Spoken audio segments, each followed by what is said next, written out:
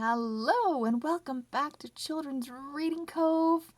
I'm sure you have read the Magic Treehouse stories about Jack and Annie and how they travel using the treehouse back and forth in time and learn all about different places around the world and different cultures at different times.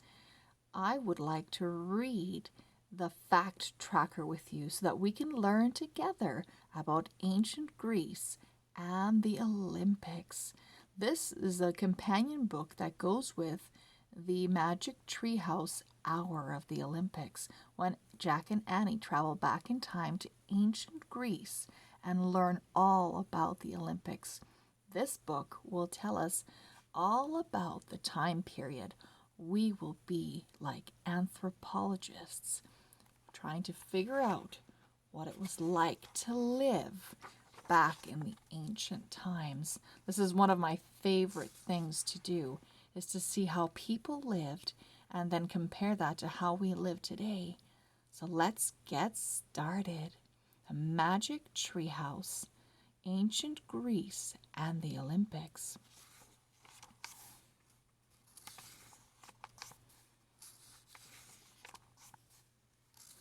In this book, we're going to learn about what ancient Greece was like, religion, daily life in ancient Greece, the culture of ancient Greece, the early Olympics and what that looked like, the Olympic grounds, let the games begin, and the Olympics today, and even some information how to do even more of your own research. Dear readers, the great thing about learning is that it never stops, and best of all, it can be a lot of fun. Our adventures in Hour of the Olympics taught us a lot about ancient Greece, but we wanted to learn more. We wanted to find out how the ancient Greeks lived, and we really wanted to know about the ancient Olympics. We wondered if the games were as popular as they are now. Guess what? We found out they were. First, we went to the library. There were lots of books there on ancient Greece. The books had great pictures. We could imagine the people who lived then. It was harder to find information on the ancient Olympics. This is where the internet came in handy. We found some good sites that really helped, and finally, we visited a museum that had many things from ancient Greece. When we finished our research, we knew a lot. Now we're going to share it with you. Get out your notebooks, get ready. We are traveling back over 2,000 years. It's time to meet the ancient Greeks. Jack and Annie.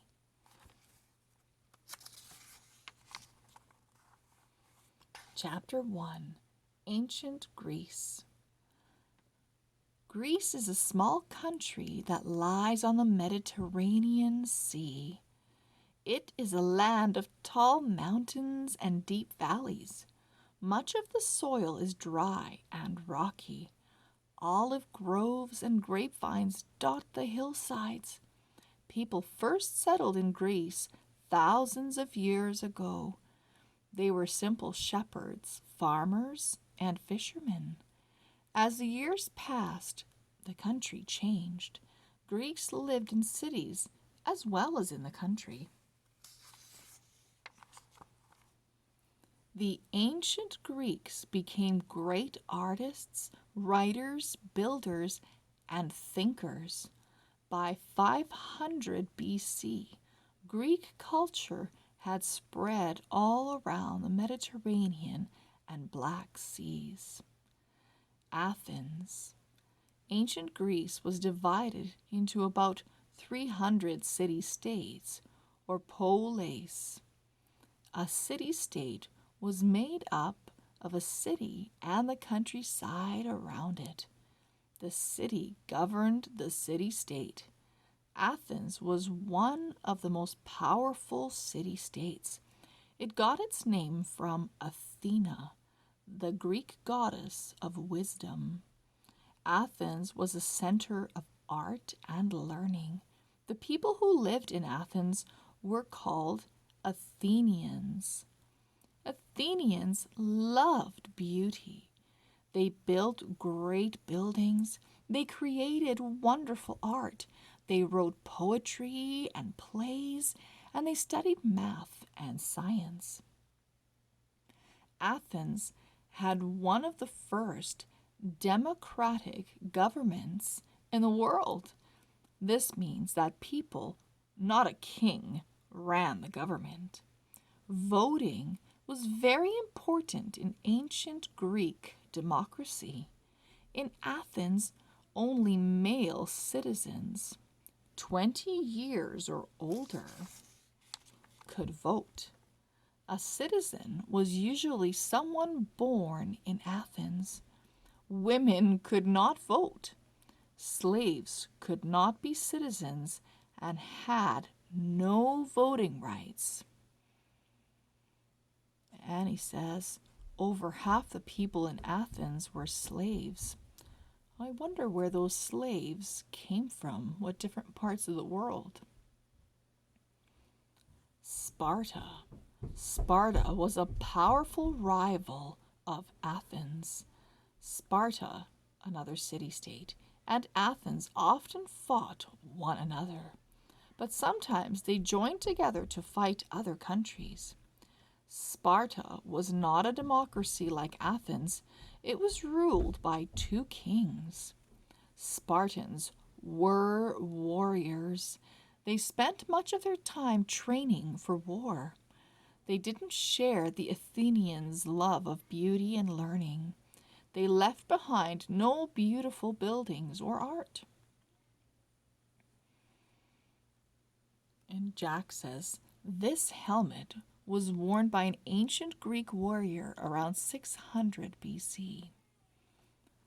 Athens and Sparta were very different, but even though the city-states were not all alike, they had many things in common. For example, everyone spoke Greek. They worshipped the same gods. They had many of the same customs or ways of doing things. And they were all proud to call themselves Greek. Ancient Greece. Oh, here's a map. Here's the Mediterranean Sea, Sparta, Athens. Here's the Aegean Sea, and here's the Ionian Sea.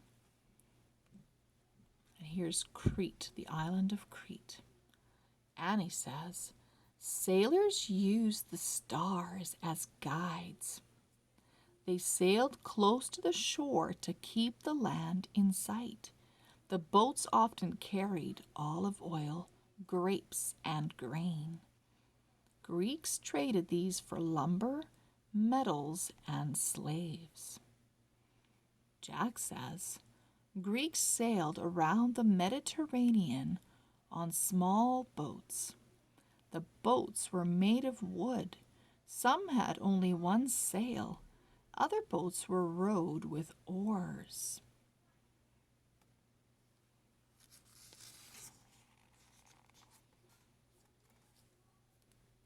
Join me again for Chapter 2 of Ancient Greece. I hope you're enjoying this trip back 2,000 years. We'll see you very, very soon. Bye-bye.